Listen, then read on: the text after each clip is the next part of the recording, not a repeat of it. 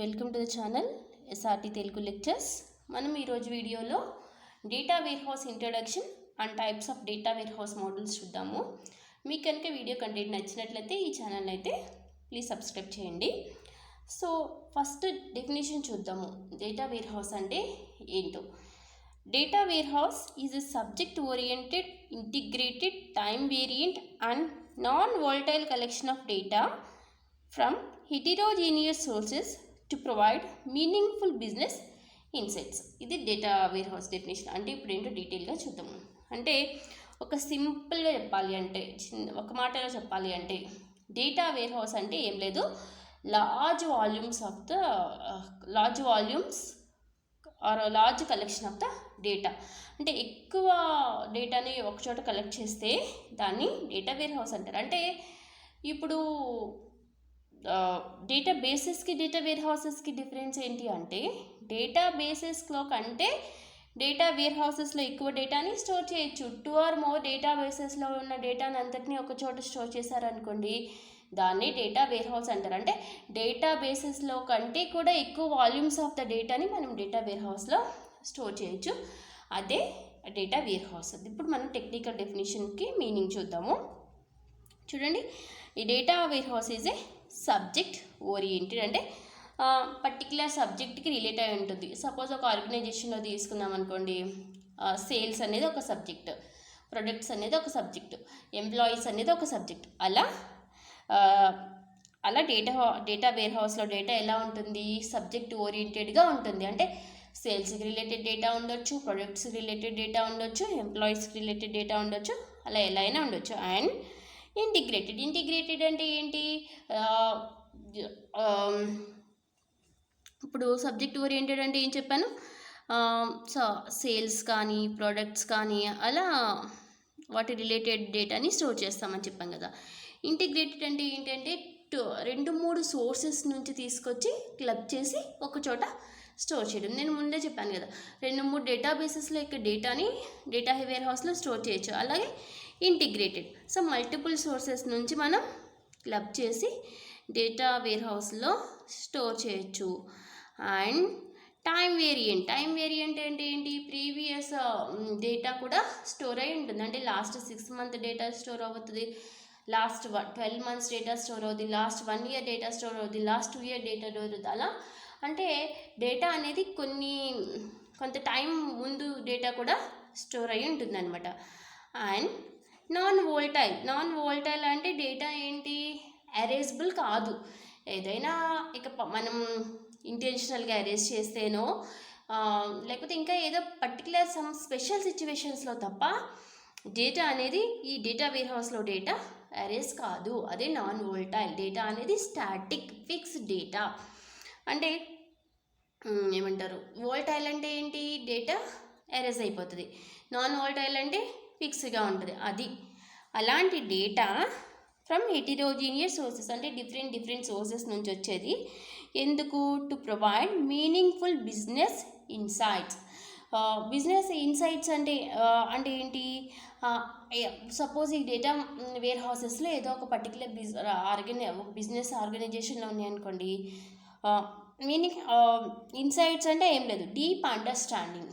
So అంటే ఆ business యొక్క డీప్ అండర్స్టాండింగ్కి యూజ్ అవుతుంది. అంటే డేటాని ఇలాగ మనం సబ్జెక్ట్ ఓరియంటెడ్గా, టైం వేరియంట్గా ఏమంటారు, ఇంకా అలా మిగతా 2-3 సోర్సెస్ నుంచి క్లబ్ చేసుకుని ఒక చోట పెట్టి అదంతా నాన్ వోల్టైల్గా పెట్టి ఇలా డేటాని అంతటినీ ఒక చోట మనం ఎందుకు పెడుతున్నాము అంటే ఆ డేటాని మనం మంచిగా అండర్స్టాండ్ చేసుకుని అందులో నుంచి రిక్వైర్డ్ నాలెడ్జ్ని మనం ఎక్స్ట్రాక్ట్ చేసుకోవడానికి. సో అదే డేటా వేర్హౌస్ యొక్క డెఫినేషన్. అర్థమైందా? ఇప్పుడు డేటా వేర్హౌస్లో మనం టైప్స్ చూద్దాం. డేటా వేర్హౌసెస్లో మోడల్స్లో 3 types ఉంటాయి. అవి ఏంటంటే enterprise data warehouse, operational data warehouse and data mart. ఈ 3 అనేవి డేటా వేర్హౌస్ యొక్క టైప్స్. ఇప్పుడు ఎంటర్ప్రైజ్ డేటా వేర్హౌస్ అంటే ఏంటో చూద్దాం. అంటే ఒక పర్టికులర్ ఆర్గనైజేషన్కి లేకపోతే ఒక పర్టికులర్ ఎంటర్ప్రైజ్కి దానికి రిలేటెడ్ అయిన డేటా వేర్ హౌస్నే ఈ ఎంటర్ప్రైజ్ డేటా వేర్ హౌస్ అంటారు. ఈ ఎంటర్ప్రైజ్ డేటా వేర్ హౌస్ ఎందుకు యూజ్ చేస్తారంటే, ఇప్పుడు ఒక ఆర్గనైజేషన్ తీసుకున్నాం అనుకోండి, ఆ ఆర్గనైజేషన్స్లో డిఫరెంట్ సబ్జెక్ట్స్ ఉంటాయి. ఇంతకు ముందే చెప్పాను కదా, డిఫరెంట్ సబ్జెక్ట్స్ అంటే ఏంటి, సేల్స్ అనేది ఒక సబ్జెక్ట్, అండ్ ప్రొడక్ట్స్ అనేది ఒక సబ్జెక్ట్, ఎంప్లాయీస్ అనేది ఒక సబ్జెక్ట్. అలా డిఫరెంట్ డేటా అని డిఫరెంట్ సబ్జెక్ట్స్ లాగా స్టోర్ చేసి, ఎవరికి ఏ టైప్ ఆఫ్ డేటాలోకి యాక్సెస్ కావాలో అటువంటి టైప్ ఆఫ్ డేటాని మాత్రమే యాక్సెస్ ఇవ్వడానికి ఈ ఎంటర్ప్రైజెస్ డేటా వేర్ హౌసెస్ అనేవి యూజ్ చేస్తాము. So used for managing different functional areas.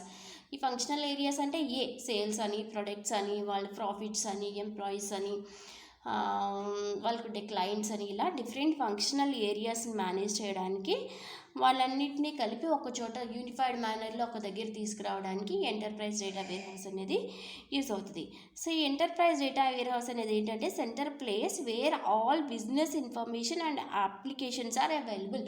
అంటే ఆ ఆర్గనైజేషన్లో ఉండే అంత ఇన్ఫర్మేషన్ అంతా ఇక్కడ మనకి అవైలబుల్ ఉంటుంది. ఇంకా ఏంటంటే data is classified as subjects and gives access as per the necessary division. అంటే చెప్పాను కదా, products related data, sales related data, employees related data, clients related data, ఇలా డేటాని సబ్జెక్ట్స్ వైజ్గా డివైడ్ చేసి ఎవరికి దేనికి యాక్సెస్ కావాలో దానికి యాక్సెస్ ఇవ్వడానికి ఈ ఎంటర్ప్రైజ్ డేటా వేర్ హౌసెస్ అనేవి యూజ్ చేస్తాం. ఇందులో ఉండే డేటా ఏంటంటే ఫిక్స్డ్గా స్టాటిస్టిక్గా ఉంటుంది, నాన్ వాలటైల్గా.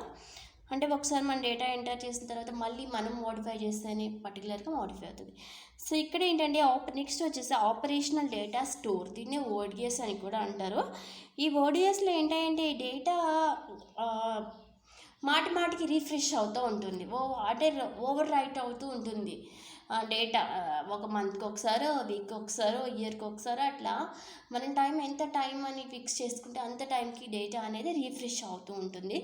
అంటే ఈ ఎంటర్ప్రైజ్ డేటా వేర్ హౌస్లో లాగా డేటా స్టాటిక్గా ఉంటుంది. ఇది రియల్ టైం డేటా స్టోర్ అనమాట. అంటే డేటా అనేది రీఫ్రెష్ అవుతూ ఉంటుంది. అలా డేటా రీఫ్రెష్ అవుతూ ఉండడం వల్ల దీన్ని ఎందుకంటే ఏదైనా ఆర్గనైజేషన్లో రొటీన్ యాక్టివిటీస్, అంటే ఇప్పుడు ఎంప్లాయీస్ అటెండెన్స్ కానీ, వాళ్ళ లీవ్స్ కానీ, లేకపోతే ప్రొడక్ట్స్ సెల్లింగ్ ఇన్ఫర్మేషన్ కానీ, అలా ఏ యాక్టివిటీస్ అయితే రొటీన్ యాక్టివిటీస్ ఉంటాయో అలాంటి యాక్టివిటీస్ని స్టోర్ చేయడానికి ఈ ఆపరేషనల్ డేటా స్టోర్ అనేది యూజ్ అవుతుంది. Next one is data mart. Data mart అంటే ఏంటంటే, ఈ data mart is subset of data warehouse. అంటే ఏంటంటే డేటా వేర్ హౌస్ అంటే ఏం చెప్పాము, లార్జ్ కలెక్షన్ ఆఫ్ డేటా ఉంటుంది.